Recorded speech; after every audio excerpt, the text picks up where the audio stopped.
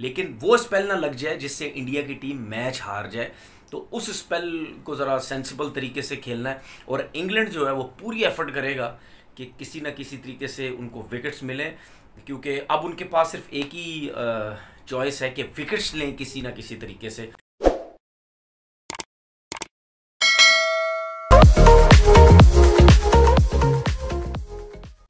अस्सलाम वालेकुम जी, कैसे हैं आप लोग? सब ठीक ठाक हैं? एक दफ़ा फिर हाजिर होते हैं क्रिकेट के ऊपर बात करने से पहले। जो आज ओलंपिक का जो जेवलिन थ्रो का जो मुकाबला हुआ, उसमें जो इंडिया के हैं नीरज चोपड़ा, वो उन्होंने गोल्ड मेडल हासिल किया। लेकिन मुझे बड़ी खुशी हुई कि पाकिस्तान के जो हमारे अरशद नदीम हैं वो भी 5वें नंबर पे आए। और मैंने जब वो फाइनल उन्होंने क्वालिफाई किया था, मैंने उसी टाइम कह दिया था कि आप फाइनल जीते या ना जीते, हमारे लिए गोल्ड मेडल आ गया है। क्योंकि पाकिस्तान के अंदर क्रिकेट के अलावा इतनी ज़्यादा फैसिलिटीज़ हमारे प्लेयर्स के पास, हमारे लोगों के पास नहीं है। इतनी कम रिसोर्सेज के बावजूद हमारा कोई भी प्लेयर यहाँ तक पहुँचता है, तो ये बहुत बड़ी खुशी की बात होती है। और बहुत एफर्ट की अरशद नदीम ने, और उनके जो कोच भी थे, उन्होंने पूरे पाकिस्तान का दिल उन्होंने जीत लिया। और मुझे उम्मीद है कि अरशद नदीम में इतनी हिम्मत है कि वो नेक्स्ट टाइम हमारे लिए और बड़े बड़े जो इवेंट्स हैं वो जीत के लाएंगे। और उसके अलावा जो भारत के जो नीरज चोपड़ा हैं, उनको भी बहुत बहुत ज़्यादा मुबारक हो कि वो गोल्ड मेडल हासिल किया। और आई थिंक एथलेटिक में, अगर मैं गलत नहीं हूँ, अगर गलत हूँ तो माजरत, एथलेटिक में फ़र्स्ट टाइम मेरे ख्याल में किसी ने गोल्ड मेडल हासिल किया। और किसी भी कंट्री में फ़र्स्ट टाइम अगर कोई भी गोल्ड मेडल हासिल करे तो उस कंट्री के लिए कितनी बड़ी अचीवमेंट होती है। और इस टूर्नामेंट के अंदर जितने भी मुल्क थे जिनकी तरफ से फ़र्स्ट टाइम जिसने भी गोल्ड मेडल हासिल किया, मेरी तरफ से उन सबको मुबारकबाद हो। अब आते हैं ज़रा क्रिकेट की तरफ।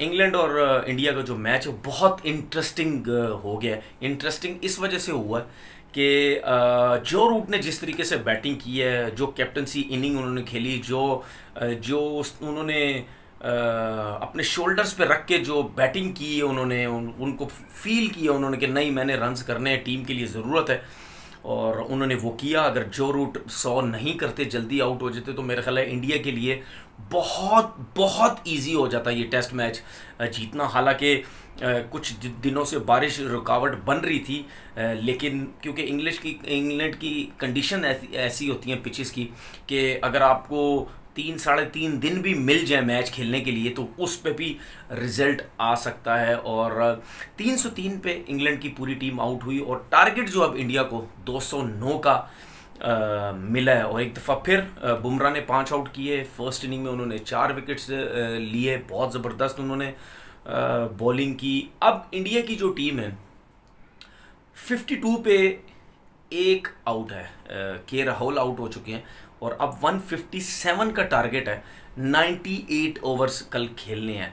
बज़ाहिर देखने में जो इंडिया की बैटिंग लाइनअप है, अभी रोहित शर्मा क्रीज पे हैं, पुजारा क्रीज पे हैं, विराट कोहली ने आना है, उसके बाद अजिंक्य रहाणे ने आना है, ऋषभ पंत ने आना है, जडेजा ने आना है।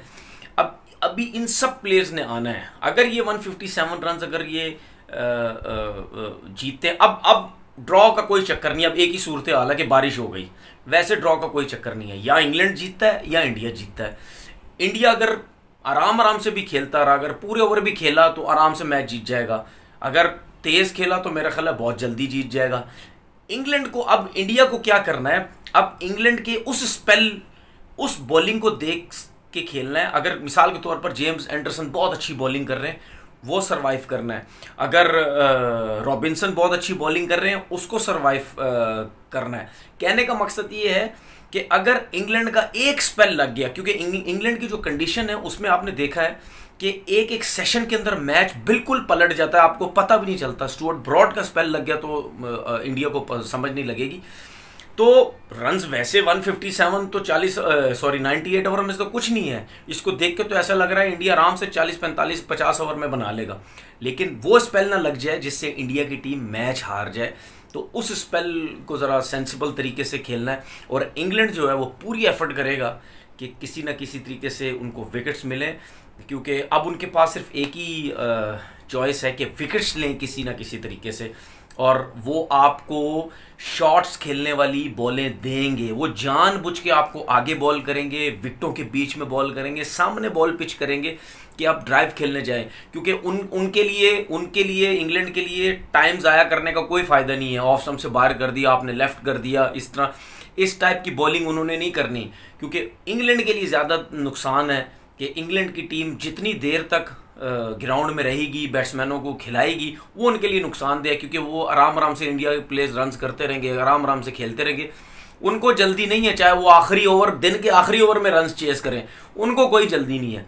इंग्लैंड के जो बॉलर्स हैं वो आपको शॉट्स खेलने वाली बॉलें देंगे, वो आपने देख दाख के खेलनी है कि किस तरीके से उसको वो करना है, उसको खेलना है।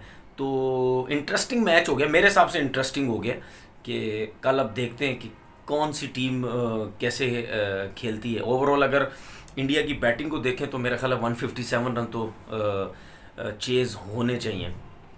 तीसरी बात ये कर लेते हैं कि अल्लाह अल्लाह करके जो ऑस्ट्रेलिया की टीम है वो चौथा T20 जीत गई है। मैंने आपसे बोला था मुझे ऐसा लगता है ये 4-1 से हारेगी, और बांग्लादेश की टीम नो डाउट अपनी पिचेस पे भी बहुत ज़्यादा स्ट्रगल कर रही है। अपनी पिच पे भी उनसे नहीं खेला जा रहा, इतनी बेकार पिचेस बनी, उस पर रन ही नहीं हो रहे। लेकिन जब बांग्लादेश, अब यहाँ एक चीज़ समझ आती है कि अगर बांग्लादेश अपनी कंट्री में इतना अच्छा नहीं खेल पा रही तो फिर ऑस्ट्रेलिया ने तो स्ट्रगल करना ही करना है। लेकिन चलो शुक्र है ऑस्ट्रेलिया की टीम पहला एक मैच जीत गई है, और मुझे ऐसा लगता है ये 4-1 की सीरीज़ होगी। अगला जो T20 है वो भी बांग्लादेश ने जीतना। अपना बहुत बहुत ख्याल रखिएगा। अल्लाह हाफिज़।